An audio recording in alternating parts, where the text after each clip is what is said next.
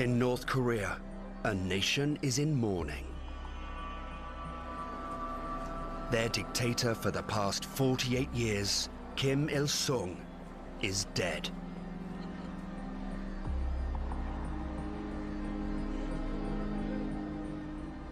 For the North Koreans, Kim.Il.Sung was a living god. And these people were being told that God was dead.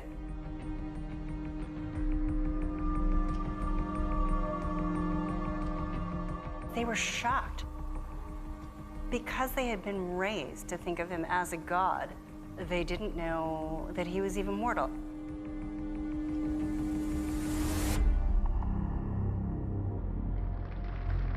But the myth of Kim's divinity concealed a darker truth. Behind the facade was a brutal ruler whose regime imprisoned, killed, and tortured tens of thousands. Kim.Il.Sung created an atmosphere of fear and paranoia. And everybody knew that they needed to get in line.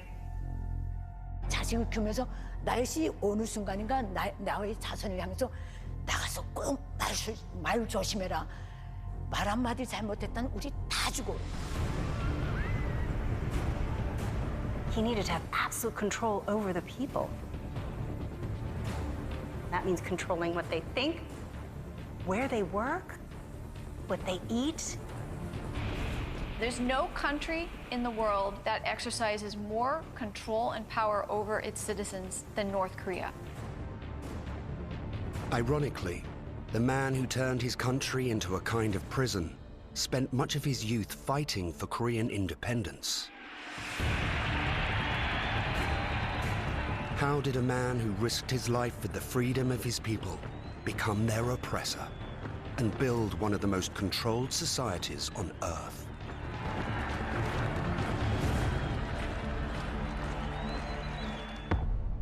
Dictatorships have had an incredible impact in the past century.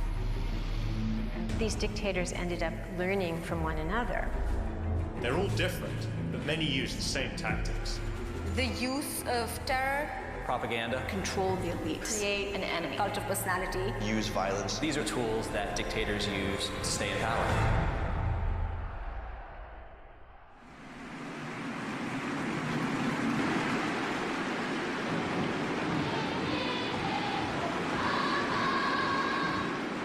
The dictatorship Kim.Il.Sung created in North Korea still survives, nearly 25 years after his death. Kim created this system with himself at the apex of power that has lasted now for almost 70 years. It's been led by the same family, now onto the third generation. And that's really an extraordinary record. Today's North Korea, ruled by Kim Jong-un, remains a tightly controlled totalitarian state. If you study Kim Jong-un's ideology, his strategy, his policy, it is very similar to that of his grandfather Kim Il-sung, but with a more modern bent. This is really one of the most isolated, most strictly regulated societies in the world.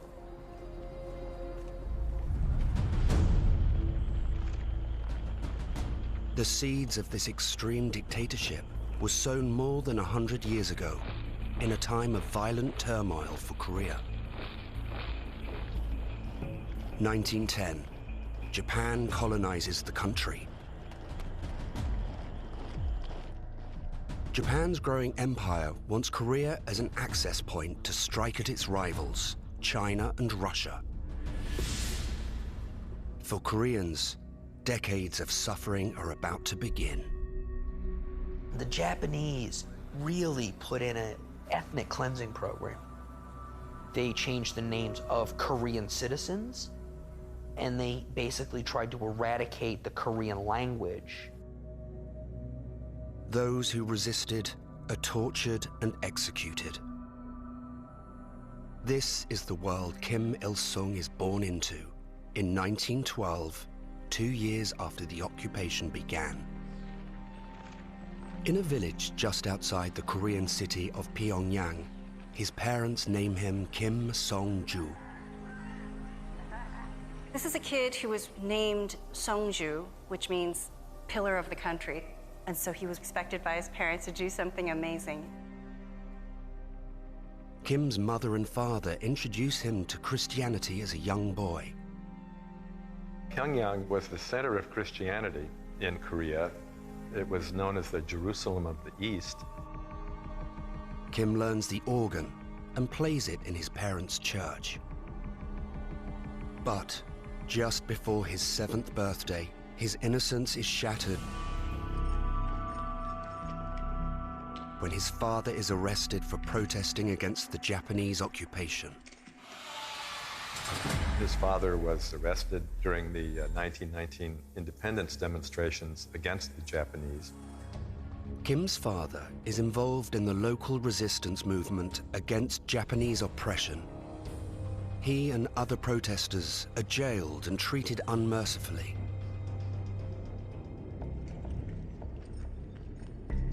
Kim was taken to see his father in prison. And that image of his father, beaten, bruised, tortured, completely emaciated, was seared into his memory. Watching his father suffer instills in Kim a hatred of the Japanese. At 19, he commits his life to his parents' cause.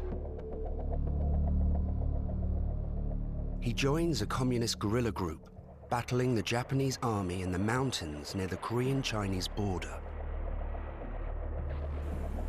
It's a very mountainous area, extremely hot in the summer, and bone-chilling cold in the winter, down to 40 degrees below zero.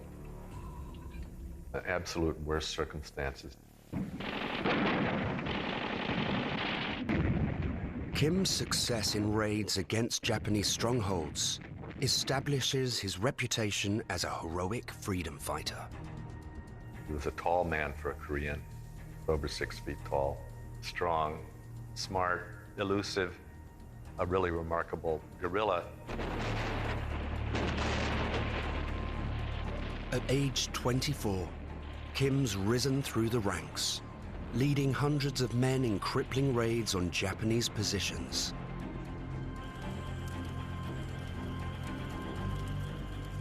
As his fame grows, he becomes an almost legendary figure.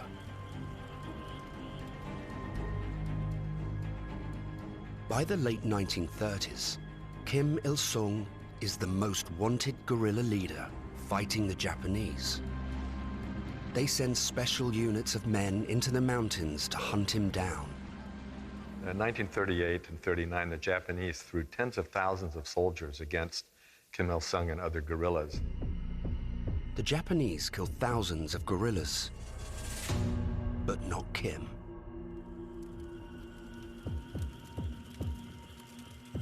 Kim's fellow revolutionaries give him the name Kim.Il.Sung, meaning become the sun. And that's the name that stuck. Without being a guerrilla, there is no Kim.Il.Sung.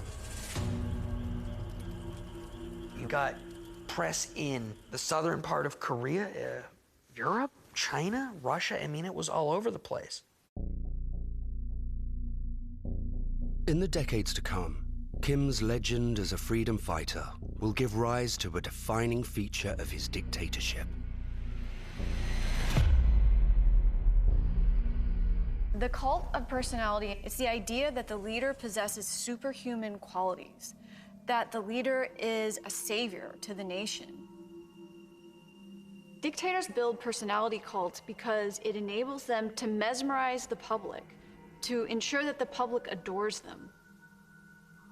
Kim.Il.Sung was able to do it on a level that we've never seen before. In time, Kim's days as a guerrilla leader will provide the cornerstone of the cult of personality built around him. That was an enormous element of his prestige and legitimacy when he started out. And it remains the core legitimacy of the regime. But in the spring of 1941, Kim's dictatorship is a long way off. The guerrilla movement has been crushed by the Japanese. Kim and his guerrilla fighters are forced to flee. They take refuge in the last safe place left, the Soviet Union. The Soviet army embraces Kim for his resistance to the Japanese. They make him captain and put him in charge of some 160 Korean guerrillas. Kim and his guerrillas train for action against the Japanese. But in June 1941, Germany invades the Soviet Union, forcing the country to defend its western borders.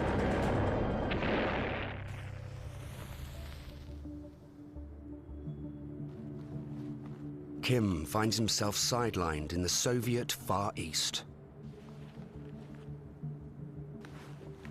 While waiting for action, he closely observes their iron-fisted leader. Kim.Il.Sung was a student of Joseph Stalin. He had immense respect for Joseph Stalin. Kim has begun a common stage in the development of many dictators. Dictators learn from each other all the time about how they rise to power, about how to deal with opponents, about how you maintain a dictatorship for decades on end. So for many dictators, Joseph Stalin is actually a role model. Stalin used his own cult of personality to help transform the Soviet Union into an industrial and military powerhouse.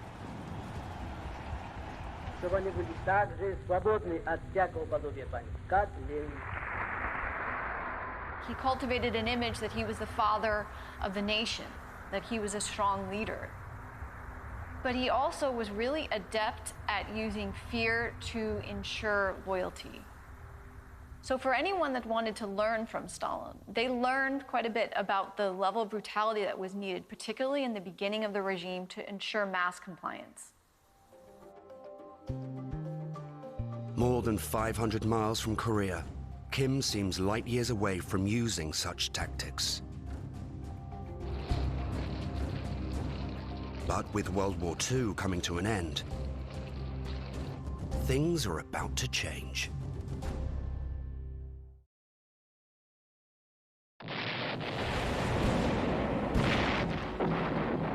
While Kim is sidelined in the Soviet Far East, Joseph Stalin crushes Hitler's armies in Germany.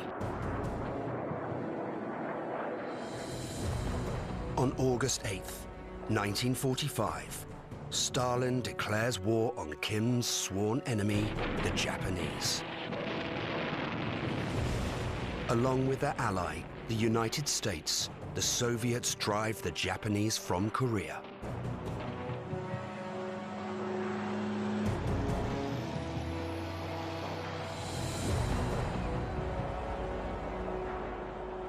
Kim's dream, since he was 7 years old, to see a Korea free from Japanese occupiers, has finally been realized.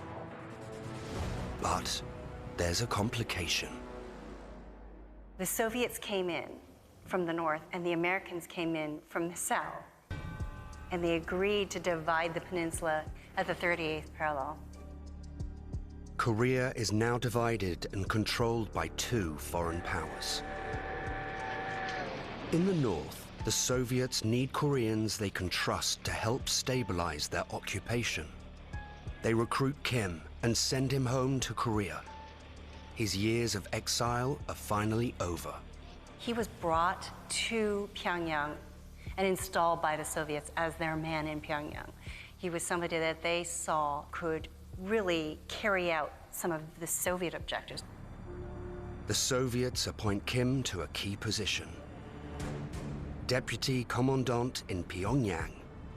He acts as a liaison between Soviet occupying forces and local Koreans. It's his first taste of political power, and his ambition kicks in. He begins to envision himself as the one man who can bring North and South Korea back together again, and sets his sights on the leadership of the nation. But what motivated him, it was personal ambition plus the mission to build a country. He was motivated by a desire to make this country intact. Prominent Soviet leaders are impressed by Kim's success as an official. They put him in charge of the puppet government they've installed in North Korea. In February 1946, he became head of the first national government. And it's really from that time on that we can see Kim-Il-Sung's dominance of the North Korean system. Kim the guerrilla fought for his country's liberation for nearly 2 decades. Kim the politician has taken just 4 months to become its ruler. But he's still under the Soviet umbrella. To govern the country on his own, he needs to show the Soviets he can run a successful communist country that's loyal to them. He can only do that if he has the support of his people. Kim turns to a tactic familiar to many would-be dictators.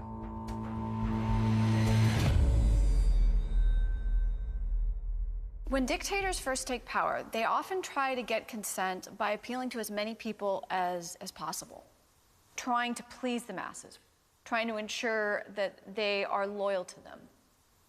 They wouldn't want to incite some sort of revolution.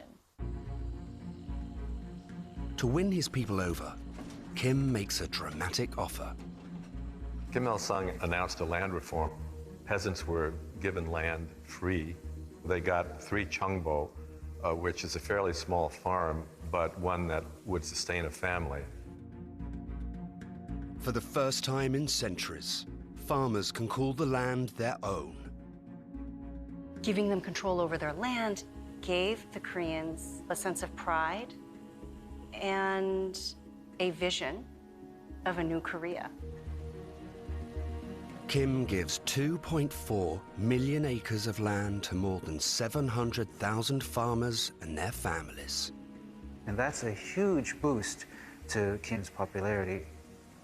Now you have 70% of the Korean population which has directly, materially benefited from the policies of the regime. So that was a very effective tool of getting popular consent for Kim. But Kim still needs consent from a group even more important than the masses. Elites are the biggest threat to any dictator. They have to make sure that this elite group is unified and incredibly loyal. If they can't do that, they are at risk of being overthrown. After using the carrot with the masses, Kim uses the stick with the elites, high-ranking communists and other rivals he doesn't trust. Kim was very shrewd in dealing with his enemies. He sent them to South Korea, people who had served the Japanese military officers, other Korean communists, all potential rivals. Over the next 2 years, Kim takes one more step to show the Soviets he's capable of ruling the country without their help, by proving he can defend it. He builds from a core group of some 200 of his old guerrilla comrades and amasses an army of over 60,000 soldiers. By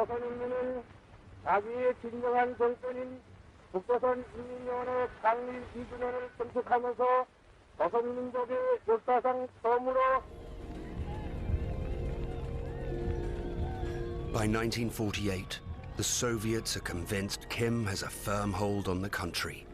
They begin to pull out.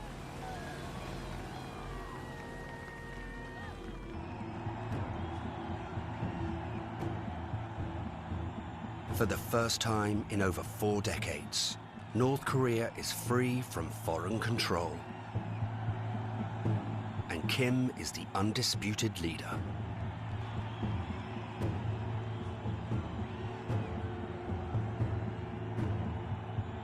He finally has the power to go for his ultimate goal, one shared by many in his country: unifying North and South Korea.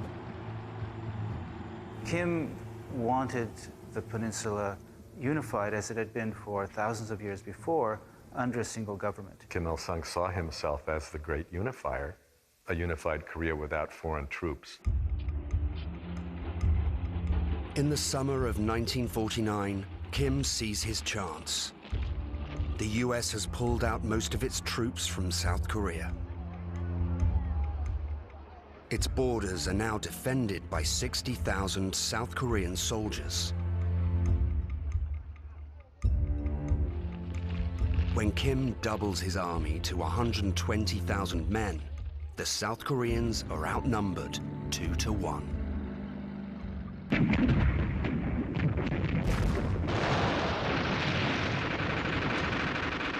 One year later, Kim invades South Korea.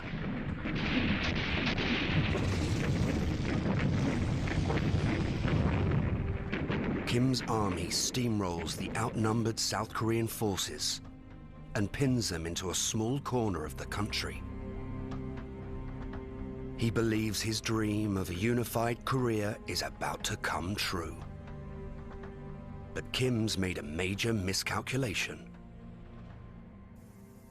What he did not seem to understand was that South Korea had become important to the United States. September 1950. Fearing the spread of global communism, a UN force led by American troops carries out a daring counterattack.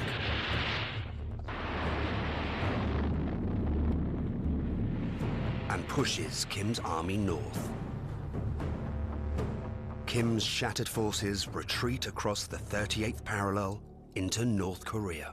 The UN forces under American leadership came very close to wiping out Kim's regime. Kim's decision to make war on the Korean peninsula has pushed his country to the brink of disaster.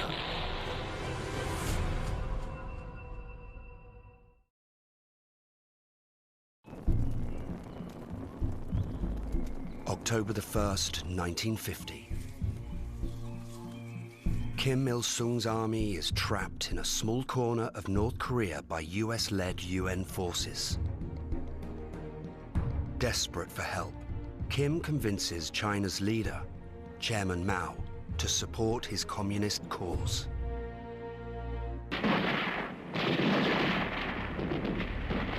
Three weeks later,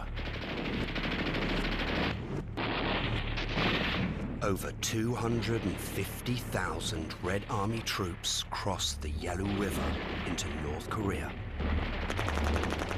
and drive the US back towards the 38th parallel.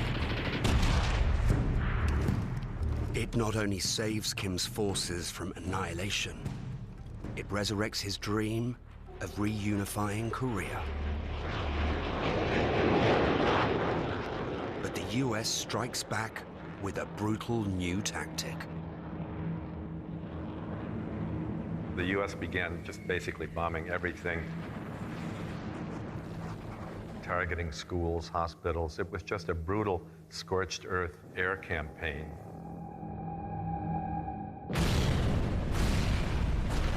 Pyongyang was leveled.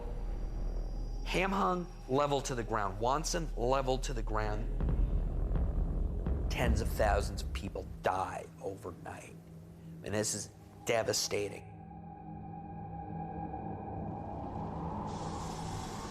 More tonnage of bombs was dropped on North Korea than in all of the Pacific War between the US and Japan during World War II. July 1953. Almost 3 years after it began, and in the wake of the US bombing, the war ends in a ceasefire. Its exhausted combatants end up where they began, straddling the 38th parallel. It's an abject failure for Kim. His dream of unifying the country has been squashed. North Korea has been bombed into submission, with a fifth of its population dead. And there were many around him who criticized him for that. He was in a very weak position at that point because of his reckless action. But Kim has no intention of ceding his leadership. he begins to take a series of steps that will secure his hold on the country for years to come. One of the first is a classic dictator's move.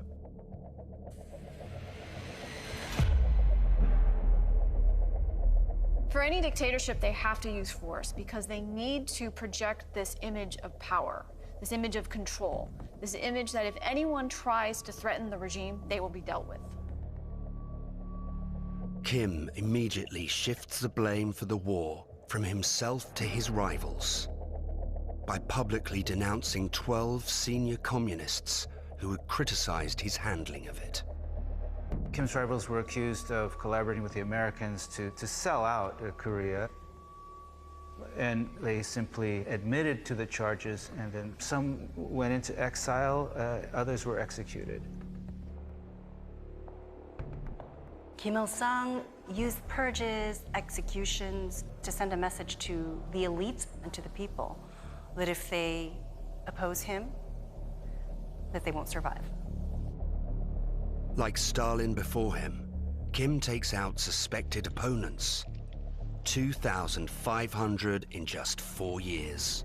He just cashiered his enemies. What we can learn about Kim from that particular period is that he's a vicious, ruthless leader who brooks no opposition.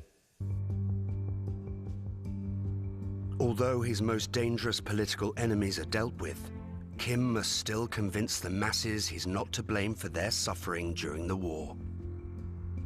He relies on a tactic that will become a trademark of his regime. Propaganda is the spread of information that benefits the regime. Dictators need propaganda to be able to control people's thoughts. They want to ensure that the masses are loyal to the regime. Kim uses a relentless stream of propaganda to create an alternate reality where the US is an imminent threat to the safety of his people. That bombing of North Korea has been a memory kept alive to demonstrate how savage the Americans are.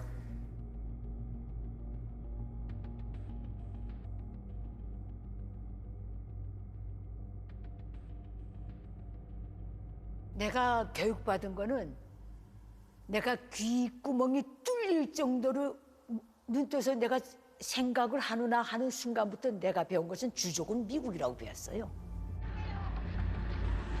It's a reinvention of history, but Kim understands that repeating a lie can eventually make it seem true. 그는 뭐 대학교로부터 인민학교 1학년까지 그 학년이 높아할수록 미국이 일으켰다는 거예요. 6.25 전쟁을. 미국이 일으켰다는 거예요. 정당에는 이제 미국이 먼저 휴전협정을 제기했고 그래서 쟤들은 승리한 전쟁이라고 그래요. Kim's propaganda campaign continually reminds the people that he's the father of the nation. 100 million books are published to celebrate his greatness. But in order to fully seed his cult of personality, Kim needs to go out among the people. He travels across the country to spread his message in person. Kim really was a powerful personality and someone who was able to connect with the ordinary person. I compare him to Muhammad Ali in the sense that he would wade into a crowd as if everybody loved him and press the flesh. It was A, part of his megalomania, B, part of demonstrating to the Korean people that he was a hands-on leader. He just bathed in the adulation of his own people and seemed to think it was entirely deserved. By the late 1950s, Kim's cult of personality is flourishing. But his public confidence contrasts with a growing paranoia behind closed doors. Paranoia is a very dominant trait in dictators. It's a tendency that leads to projection of their own insecurities and suspicions. And their motivation becomes one of controlling every aspect of society. In his drive for control, Kim attempts to completely insulate the country from outside influences. He locks down all of its media and information sources. Both information internally and also information going in and out of the country. So keep the people aware of only the kinds of information that the regime wants them to know. They are actually forced to listen to the radio, which is only one channel, all day long. They can turn it down, but they cannot change it. And so all day long, they are hearing how great Kim.Il.Sung is. Kim's obsession with his people's loyalty intensifies. He keeps them in line with a mandatory weekly program he calls self-criticism sessions. 우선 자기 비판을 자기가 해야죠. 자기 비판만 하면 그자의 말에 의하면 호상 비판을 맹렬하게 해야 사람들이 각성하고 더 혁명화된다는 거예요. 호상 비판을 못하는 사람은 안 하는 사람은 아주 우유부단하고 아주 혁명성이 없고 자연하면서. Everybody was spying on one another. And everybody knew that they couldn't let any sign of disloyalty be visible to anyone. By the early 1960s, after nearly 2 decades in power, Kim's grip on the nation has tightened, but he still sees conspiracies against him everywhere. To quash dissent, the regime makes fear and insecurity a part of daily life. A dictatorship needs to have a culture of fear in order to enforce a sense of loyalty to the leader. Fear of punishment is always going to be a part of a regime like this.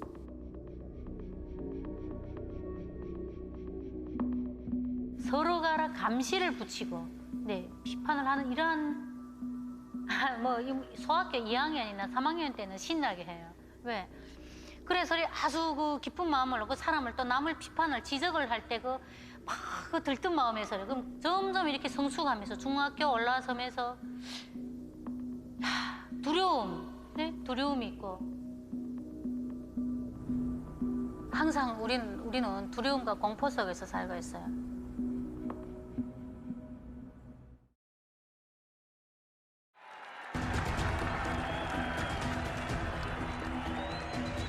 By the mid-60s, Kim.Il.Sung has created a culture of fear that envelops 12 million North Koreans.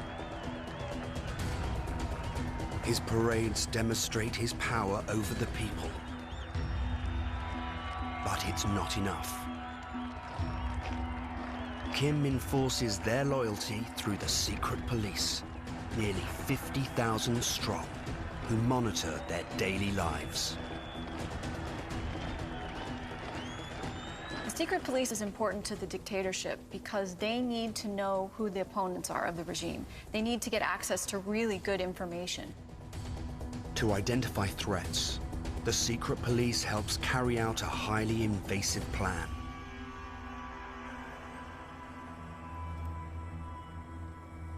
Around the country, agents gather personal information on every individual.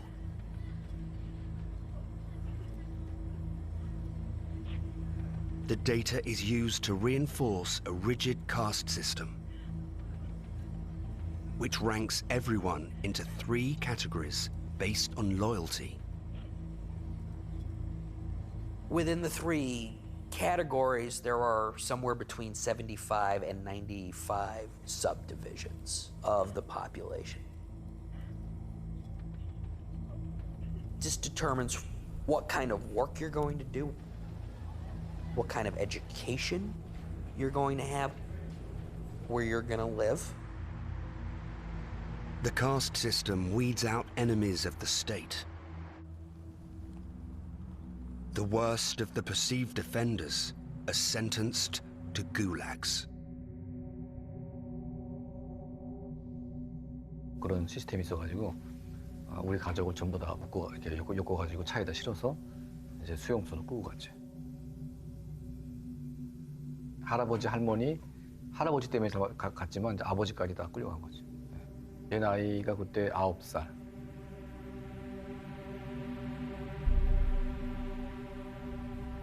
대략 이제 한 3만에서 5만 명 정도 규모의 대규모 수용소였고, 할아버지는 아예 다른 수용소에 끌려가가지고 뭐 아마 처형당한 걸로 알고 있고.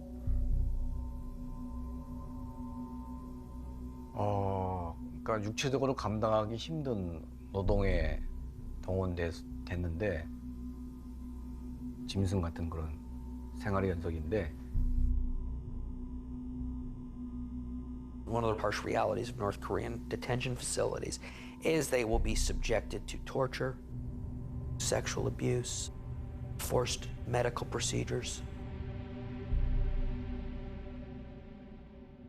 정신적으로 힘든 거는 이제 가끔 그러니까 이런 것들을 다 보게 하는데, 그러니까 목을 매달려서 죽는 사람을 처음 봤고, 거기다가 돌을 던져서 또 막 얼굴을 만시체 만들어 놓고, 그러니까 이제 까마귀 떼가 밤새 날아와가지고 막 쪼아먹게 만들어 놓고. During the 1960s, Kim's regime executes more than 6,000 political enemies.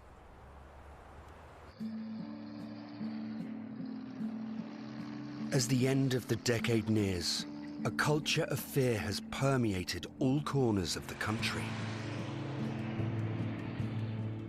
The regime now controls even the most basic aspects of daily life. 기본적인 틀은 8시간 노동, 8시간 학습, 8시간 숙면. 매일 주입식 공부를 하루에 2시간씩 무조건 모여 앉아서 해야 돼요. 북한 엘리트 계층은. 그래야 수령의 사상대로 발언하고 글을 쓸 수 있다는 거예요. 이거는 김일성이가 딱 규정해 준 거예요. The government even dictates how much each person eats, rationing consumption through its food distribution policy. 어른은 700g 하루에, 뭐 학생은 600g, 그 밑에 학생은 500g, 또 집에서 노는 노인은 300g, 양식 300g. 그래서 항상 배고프다 할 정도로 배급을 줘야 된다는 거예요. 그래서 인민들을 배불리 먹여놓으면 혁명할 생각을 안 한다는 거예요. 이거는 법이에요. Kim's indoctrination of his people reaches its pinnacle in mass rallies, where they honor him as their supreme leader. The extent of the cult of personality is something like we've never seen before. It borders on fanaticism.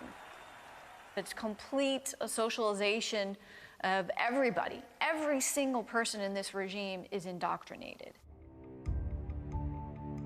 By the early 1970s, Kim's cult of personality in North Korea is unshakable. In 25 years, he's gone from a Soviet puppet to the unassailable leader. But Kim's still haunted by one question. How can he ensure his regime continues after his death? Kim knows he's not going to live forever.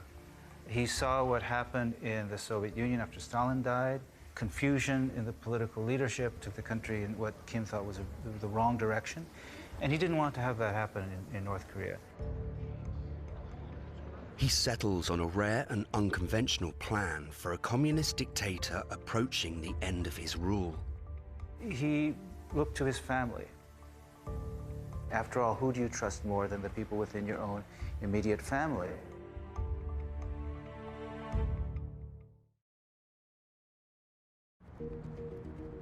The leadership of a communist regime has never been passed on through succession before. But by 1971, Kim believes it's his only chance to keep his system alive when he's gone. he turns to his eldest son, 29-year-old Kim Jong-il, who's been serving as head of the regime's propaganda and agitation department. Kim.Il.Sung really grooms his son to be successor. He places him in increasingly important positions within the party structure. One of the key projects that Kim Jong-il develops is venerating his father, turning his father into the God figure. It's all part of Kim.Il.Sung's succession plan. To implement it, he deifies himself and his son, and in the process, raises his cult of personality to an entirely new level. The Kim regime was able to create a complete religion and myth around the leadership, that they were divine. And the myth started from the way that they portrayed Kim's childhood, that he was this idyllic character. And as he grew up, that he single-handedly defeated the Japanese. Kim Jong-il's life is venerated as well. Even though he was born on a Russian military base during World War II, Kim's new propaganda portrays his son's birth on the mystical slopes of Mount Pektu.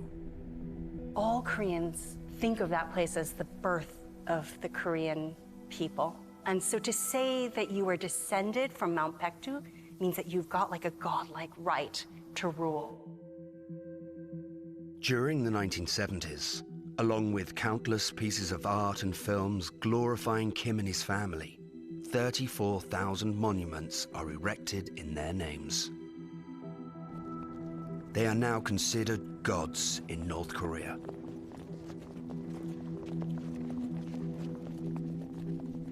Kim is satisfied, his succession is in place, and he can kind of step back.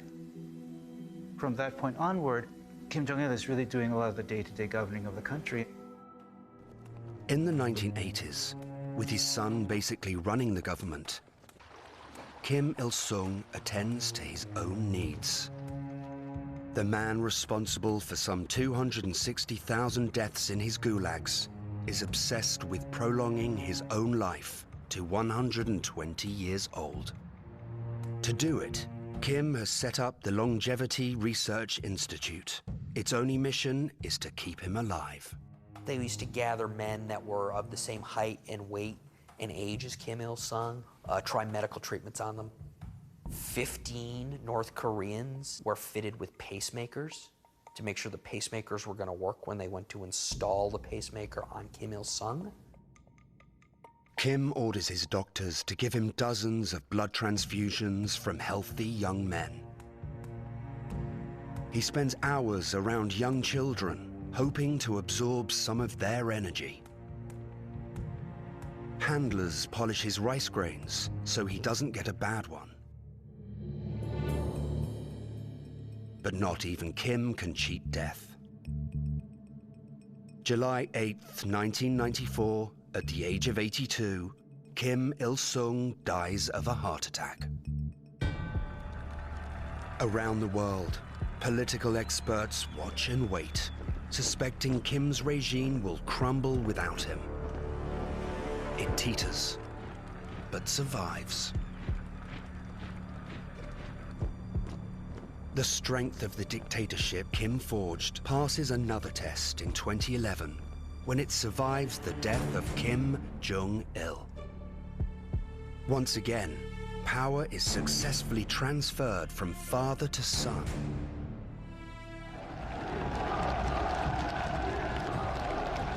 Today, under Kim Jong-un, the regime has fortified itself through the emulation of its founder. Kim Jong-un's clone of Kim.Il.Sung, his haircut is a classic late 1940s Kim.Il.Sung. They've fattened him up so that he looks big, just like his grandfather. Kim.Il.Sung's cult of personality has never gone away. His presence is everywhere. There are songs, there are anthems, there are books, there are stories, there are statues, there are posters everywhere. You cannot escape it.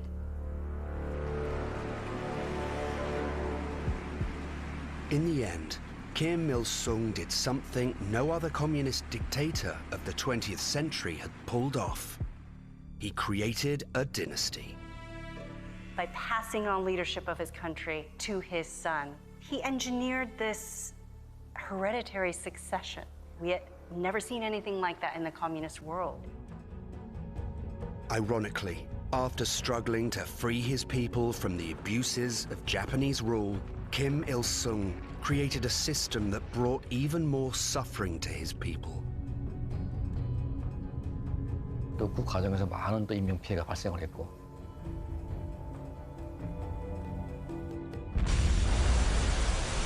Still at odds with South Korea and the United States, North Korea is now a nuclear state. The ramifications are far more terrifying than they were under Kim Il-sung. North Korea now has the capability to obliterate the region, frankly, with these nuclear weapons. Kim.Il.Sung's dynasty has outlasted 12 US presidents and entered its 8th decade. But the question remains, how long will his creation, the world's most controlled and isolated society, last? I think this regime can last for quite some time to come. We can't dismiss the possibility they could fall, but I don't think we should ever underestimate how resilient and long-lasting this regime has been and can be in the future.